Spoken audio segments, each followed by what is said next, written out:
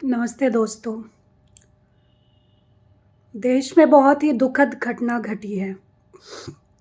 आप सभी को जैसे कि पता है कि 3 सिविल सर्विस की तैयारी करने वाले छात्र जो कि प्रीलिम्स क्लियर कर चुके थे, मतलब आईएएस के 3 भागों में से एक भाग की परीक्षा पास कर चुके थे, उनकी कैसी दर्दनाक मौत होती है। उनमें से एक दक्षिण भारत के लड़के हैं जो कि जेएनयू के स्कॉलर थे,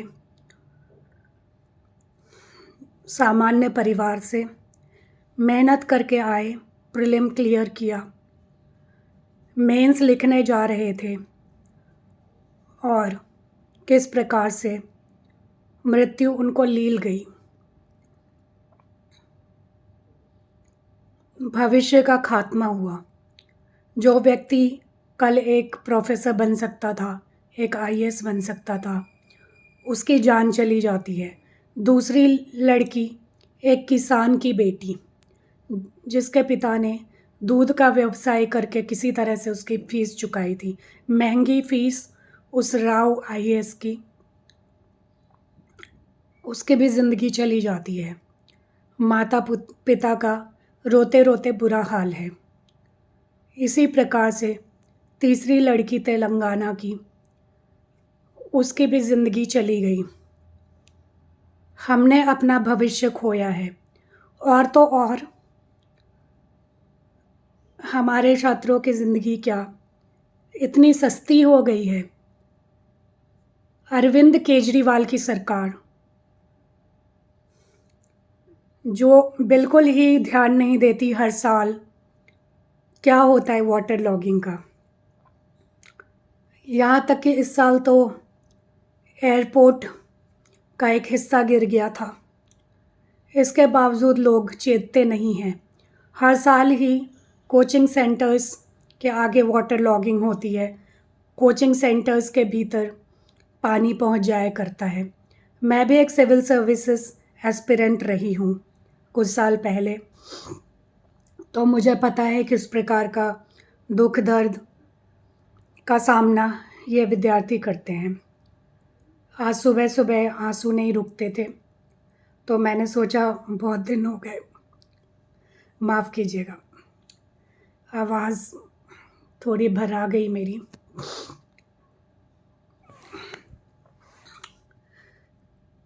खुद को इस घटना से जोड़ सकती हूँ, क्योंकि दुख दर्दों का सामना करके एक छात्र सिविल सर्विसेज की तैयारी करता है, किस प्रकार की नेगेटिविटी, पॉजिटिविटी, हर तरह के संघर्ष का सामना करता है वो। फिर किसी तरह से माता पिता उसका साथ देते हैं, या वो खुद ही बहुत तरह के संघर्षों को झेल करके यहाँ पर कोचिंग करने आते हैं। बहुत बड़ा सपना देखते हैं कि शायद कोचिंग करने के बाद ना वो आईएएस बन पाएंगे, लेकिन इससे अच्छा तो वो इस तरह की मौत घरों में, या कह सकते हैं कि आप फांसी घरों में ना ही आते। शायद वो घर पर ही रहते तो उनकी जान बच जाती।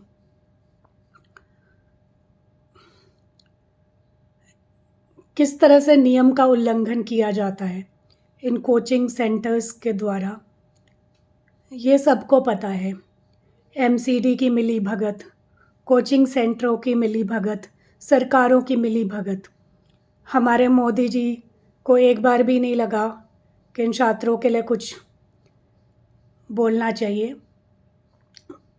बीजेपी भी खाली आरोप लगाती है, लेकिन क्या सारी सरकारों में से किसी ने भी उनके लिए अच्छा कुछ किया है? कोचिंग सेंटर्स कैसे हिम्मत करते हैं, या इस तरह के लोग कैसे हिम्मत करते हैं, बात कोचिंग सेंटर्स की आई और इस तरह के छात्रों की आई तो बहुत बड़ा हरकंप मच रहा है। लेकिन साल दर साल किस तरह से आम आदमी को ये जल भराव या प्राकृतिक चीज़ों से सामना करना पड़ता है। सरकारें लापरवाह हुए आंखें मूंदे रहती हैं। और अभी भी नहीं पता है, कुछ छात्रों का कहना है कि उस समय लाइब्रेरी में बहुत सारे छात्र और मौजूद थे। अब आगे तो समय ही बताएगा कि क्या परिस्थिति थी। मैं चाहती हूँ कि हर व्यक्ति इस तरह के वीडियो बनाए, कुछ मेरी तरह से, इस मुद्दे पर आवाज़ उठाए। हमारे देश का भविष्य मिटा है। स्वर्णिम भविष्य के लोग जो कि पॉलिसी को बदलना चाहते थे, आज वो उन्हीं गलत सिस्टम का शिकार हो चुके हैं। दिल बहुत दुखता है, द्रवित हो जाता है। मैं चाहती हूँ कि हर व्यक्ति इन आईएएस के छात्रों का साथ दें। अभी मेंस की तैयारी चल रही है और आप देखिए कि इन एक एक घंटा, एक एक मिनट जहाँ पर कीमती होता है, इन छात्रों को प्रदर्शन करना पड़ रहा है, क्योंकि उनको चिंता है कि उनके साथी कहीं उस लाइब्रेरी की मौत लीला के अंदर लीन नहीं लिए गए हैं। बाकी छात्र शायद और थे, और वो कहाँ गए इसका ब्यौरा पुलिस दे, उनका ये कहना है। इसी चिंता में वो अपना समय खराब करने को मजबूर हो गए, और शायद वो उनकी जगह हो सकते थे। ये हमारे अच्छे भविष्य का द्योतक है कि हमारे छात्र प्रदर्शन करते हैं, जो कि स्वार्थी हो सकते थे, खुद की तैयारी कर सकते थे, लेकिन नहीं, उनको भविष्य की चिंता है, हमारे देश की भविष्य की चिंता है। तो हर जनरल पब्लिक, आम जनता, हर क्षेत्र के विद्यार्थी, सबका फ़र्ज़ बनता है कि इन छात्रों का साथ दे, और जहाँ तक हो सके कि हर चीज़ को ट्रैक पर लाएं, जिससे कि ये बच्चे वापस जा कर के, ये विद्यार्थी अपनी आईएएस की तैयारी कर सके, क्योंकि यही हमारे आगे का भविष्य है। हमारे देश को कुछ आस है तो शायद इन लोगों से है। और खुद केजरीवाल जी को समझ में नहीं आता कि वो खुद एक समय प्रशासनिक अधिकारी रह चुके हैं। इन लोगों का तो दुख दर्द समझती इनकी सरकार, लेकिन आप चाहे ब्यूरोक्रेट को सरकार बनाने का मौका दें या किसी को भी, अन्ना हज़ारे के मूवमेंट के बाद जनता ने इनको मौका दिया था, लेकिन इस तरह की विभत्स स्थिति तो आज तक नहीं हुई थी। प्राकृतिक आपदाएं आ रही हैं, जगह जगह जल भराव हो रहा है, तो क्या वो पढ़े लिखे नहीं हैं? तो क्या अनपढ़ों की सरकार थी? नहीं, ये पॉलिसी मेकर्स थे। पहले रेमन मैग्सेसे अवार्ड विनर रह चुके हैं, पर क्या महज दिखावे के लिए, मात्र दिखावे के लिए आपने ये सब किया था? आज क्या वो सोशल वर्क, समाज सेवा का जज्बा आप भूल गए? आपकी सरकार भूल गई, आपके मेयर भूल गई, आपके लोग भूल गए।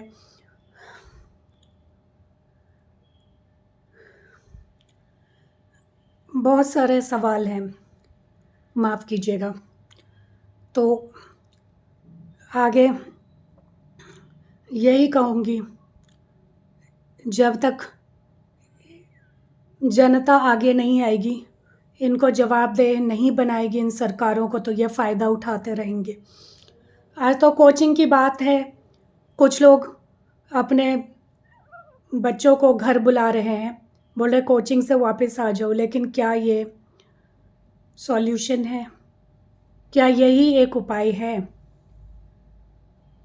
भविष्य में ज़रूरत पड़ेगी उनको ट्रेनिंग की, कोचिंग्स की, तो ज़रूरत है कि बेहतर सिस्टम को बनाने का, उसकी बुनियाद डालने का समय आ गया है।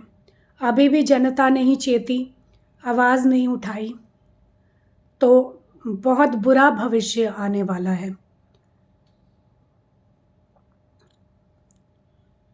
मेरी बस यही आप लोगों से गुजारिश है कि आप सभी सामने आएँ, इस तरह के वीडियोस बनाएं, और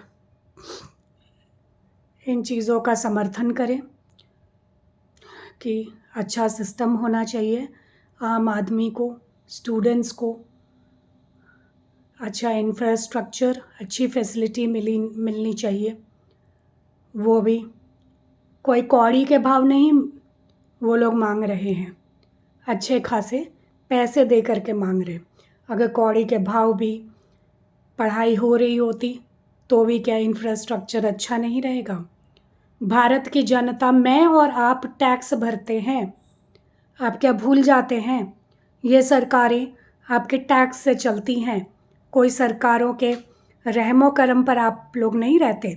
ये आपके पैसों से